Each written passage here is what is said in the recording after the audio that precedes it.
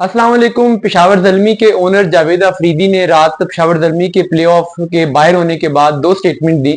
एक उन्होंने ट्विटर पे ट्वीट किया और दूसरा उन्होंने इंस्टाग्राम स्टोरी की। और इन दोनों में जो उन्होंने बेसिक बात की वो उन्होंने फैन से ये वादा किया कि अगले साल इस डिफीट के बाद पेशावर ज़ल्मी में आप कुछ मेजर चेंजेस देखेंगे, बड़ी तब्दीलियां देखेंगे और अगली दफा पेशावर ज़ल्मी अच्छा परफॉर्म करने में कामयाब होगी। अब ये जो मेजर चेंजेस हैं इससे जावेद अफरीदी क्या कहना चाह रहे हैं, क्या खबरें हैं, कौन से दो लोग हैं लीडरशिप रोल में से जिनको अगली दफा रिप्लेस किया जा सकता है, इसकी डिटेल में आपसे इस वीडियो में शेयर करूंगा।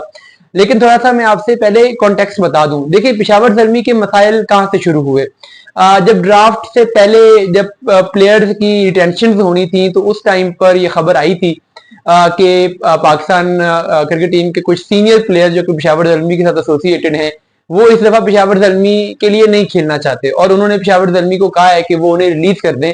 और उनमें से एक प्लेयर साइम अयूब थे जिनको के कराची किंग्स ने ऑफर की थी कि वो अगर कराची किंग्स में आ जाएं तो वो उन्हें शान मसूद की जगह पे कप्तान बना देंगे और वो जाना चाह रहे थे, लेकिन पेशावर ज़ल्मी ने उस टाइम पे उनको रिलीज नहीं किया। अब ठीक है, ये मर्जी होती है फ्रेंचाइज की, वो रिलीज करना चाहे ना करना चाहे बाई लॉ। तो ज़ल्मी ने उस कानून का फायदा उठा के जबरदस्ती उनको रोका।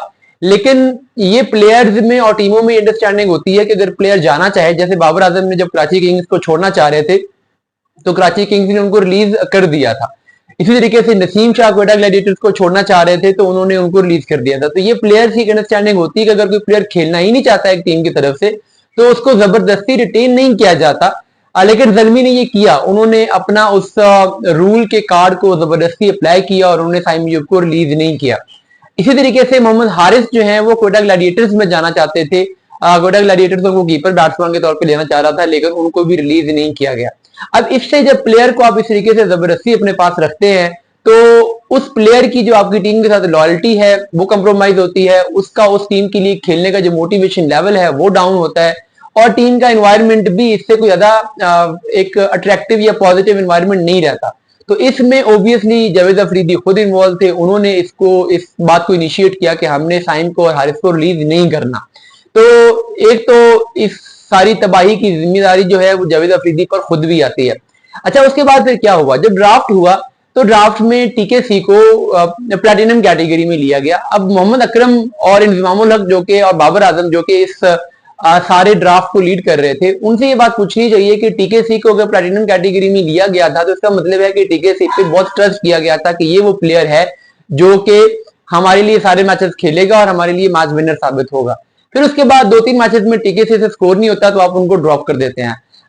या तो आपकी पहले उसको प्लैटिनम कैटेगरी में लेने की अप्रोच ही गलत थी, आपसे मिसकैलकुलेट हुआ, आपने अपने रिसोर्सेज को गलत तरीके से इस्तेमाल किया।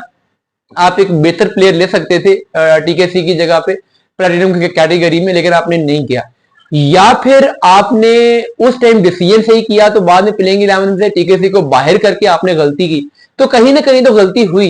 इसी तरीके से सुफियान मुकीम जो कि पाकिस्तान टीम के रेगुलर स्पिनर है, पाकिस्तान टीम के लिए वो खेल रहे हैं, लास्ट टूर में न्यूजीलैंड में बड़ा अच्छा परफॉर्म किया था, साउथ अफ्रीका में, जिम्बाब्वे में, उसको एक आधा बुरे मैच के बाद ड्रॉप कर दिया गया, पूरा पीएसएल पर उसको खिलाया नहीं गया। अब तो आप ये थोड़ा देखेंगे ये इन्होंने प्लेयर्स के साथ क्या किया है। मैदान मुमताज को पूरा टूर्नामेंट चांस नहीं दिया गया, मास ताकत को बहुत लेट चांस दिया गया, अब्दुल समद को बीच में से कुछ मैचेस मिस किए गए, हालांकि वो नीचे अच्छा खासा फिनिशर था। हुसैन दल्ला को कल का मैच नहीं खिलाया गया, हालांकि वो बहुत अच्छा परफॉर्म कर रहा था। तो कॉम्बिनेशन बनाने में भी बहुत सारी गलतियां की गई। तो कहीं ना कहीं हम कह सकते हैं कि Mohammad Akram as a director cricket fail हुए हैं। हम ये कह सकते हैं कि बाबर आजम ने जो टॉस जीत के डिसीजन की आखिरी 3 मैचेस में मुसलसल टॉस हारने के डिसीजन, फील्ड करने के डिसीजन वो गलत थे। हमने पिंडी क्रिकेट स्टेडियम का रिकॉर्ड देखा है, 90% मैचेस टीम बैटिंग फर्स्ट जीतती है, लेकिन बाबर आजम बार बार टॉस जीत के फील्डिंग करते रहे, तो उस पर बाबर आजम का भी बहुत बड़ा क्वेश्चन मार्क है। तो ये मैनेजमेंट में बाबर आजम और मोहम्मद अकरम का ज्वाइंट फेलियर तो है ही है, साथ में कहीं ना कहीं इसमें जावेद अफरीदी भी जिम्मेदार है।